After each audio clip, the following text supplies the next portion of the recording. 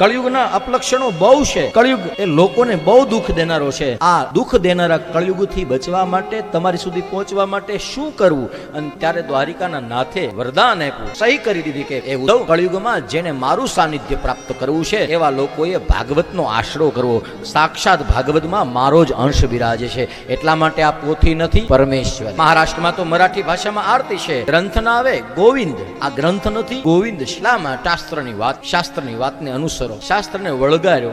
શાસ્ત્રની કહેલી જે મર્યાદાઓ છે એ મર્યાદાના રસ્તે ચાલો. શાસ્ત્રની આ શાસ્ત્રીની નહીં. શાસ્ત્રીમાં શાસ્ત્રમાં બહુ ફેર હોય. એટલે શાસ્ત્ર ક્યારેક ખોટું ન બોલે, શાસ્ત્રી બોલે ક્યારેક. આ બની શકે. ક્યારેક લોભ હોય તો ક્યારેક બોલે, ક્યારેક સ્વાર્થ હોય તો બોલે, ક્યારેક બોલે.